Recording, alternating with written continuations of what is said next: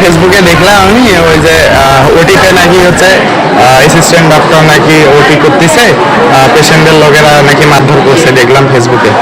আজকে যে ইন্টার্ন ডক্টররা নাই, ওরা ধর্মঘট করতেছে, রুগীরা তো অনেক সমস্যার মধ্যে পড়ছে। শুধু রেজিস্টার ডাক্তাররা হচ্ছে দৌড়াদৌড়ি করছে। মেডিকেলে তো মনে করেন যে ইন্টার্ন ডক্টর না থাকলে বা হচ্ছে সিনিয়র স্টাফ নার্স স্টুডেন্টেরা না থাকলে মেডিকেল তো অচল। যারা হচ্ছে সরকারি চাকরিজীবী মনে করেন সিনিয়র স্টাফ নার্স অথবা হচ্ছে আপনার হচ্ছে রেজিস্টার ডাক্তার কয়জন আছে মেডিকেলে? তো বেশি হচ্ছে ডক্টর নাই, ইন্টার্ন ডক্টরেরা ছাড়া তো অচল। রোগীরা তো মনে করেন যে দেখতে পাচ্ছেন রোগীর কি অবস্থা। রংপুর মেডিকেল কলেজ হাসপাতালের সার্জারি বিভাগের অপারেশন থিয়েটারে গতকালকে ওটি চলতেছিল, ইমার্জেন্সি ওটি, এবং সেই ইমার্জেন্সি ওটিতে 25টা ওটি চলতেছিল। সেই 25টা ওটির মানে অপারেশন চলাকালীন অবস্থায় মেডিসিনের একটা রোগী জাস্ট তার হচ্ছে ড্রেসিং করার জন্য সে আসছে, এবং অপারেশন চলাকালীন অবস্থায় দেরি হচ্ছিল বিধায় সে ডাক্তারদের সঙ্গে অসম্মান আচরণ করে এবং এক পর্যায়ে ডাক্তারদের গায়ে হাত তোলেন।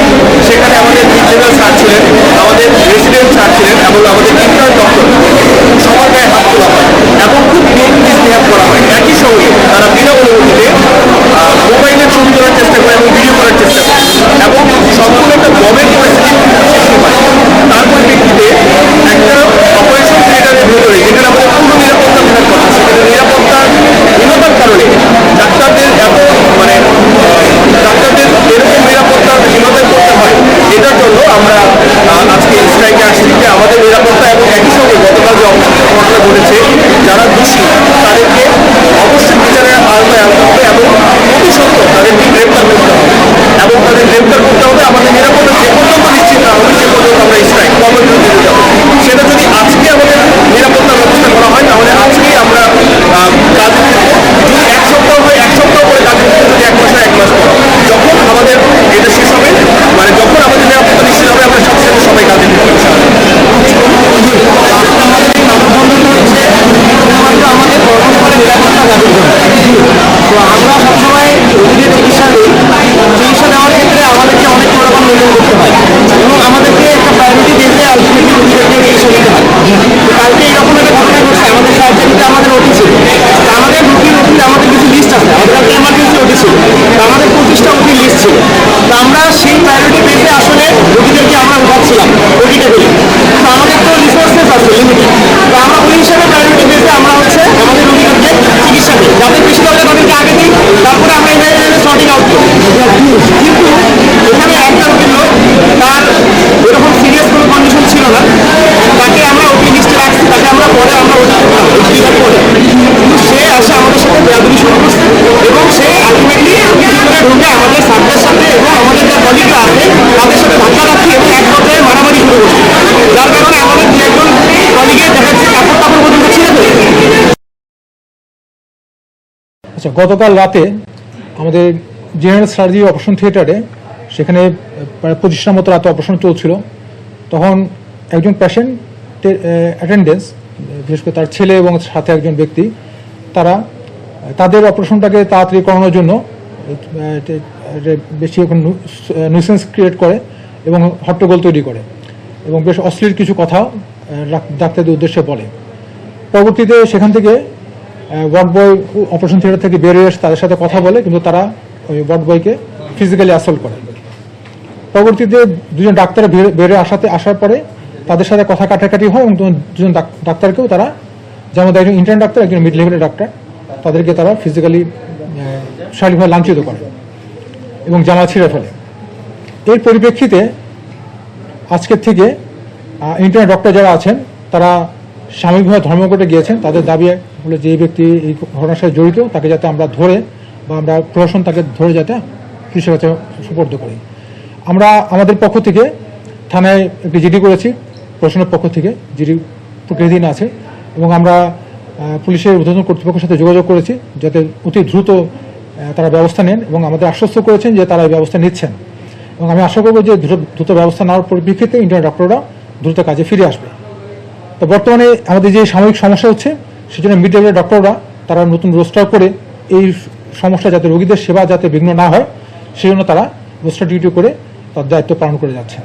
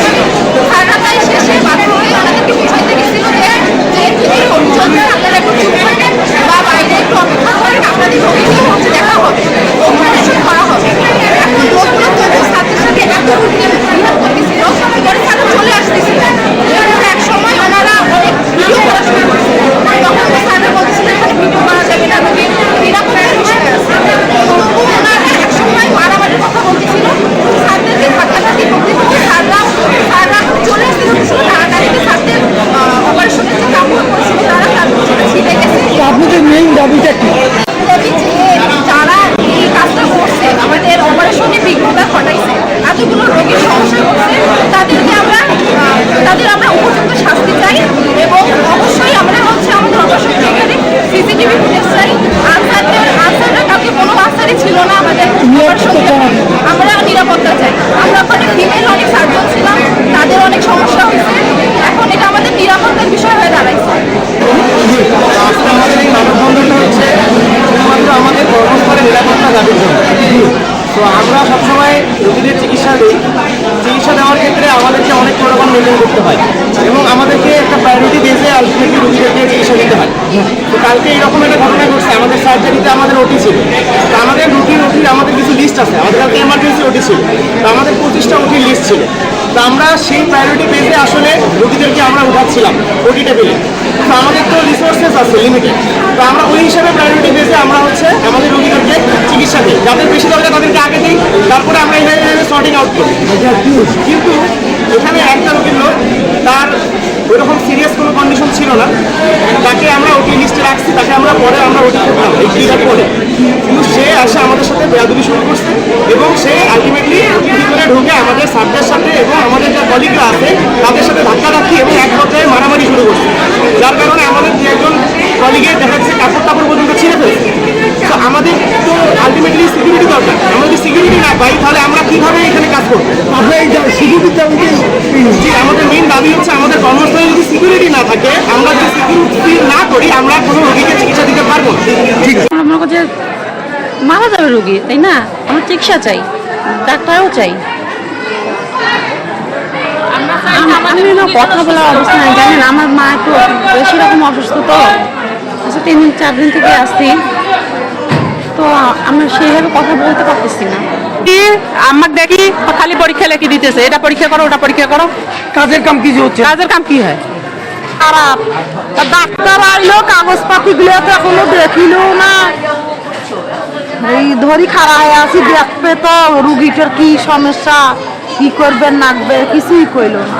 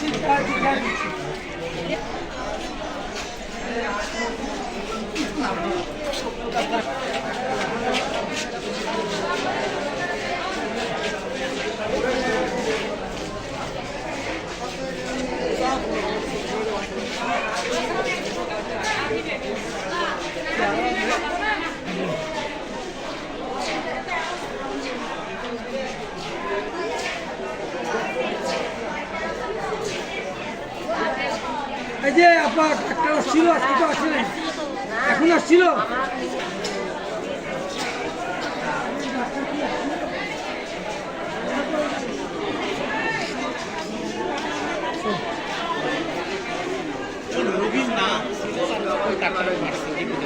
ওই যে আমার কাছে নাই তো।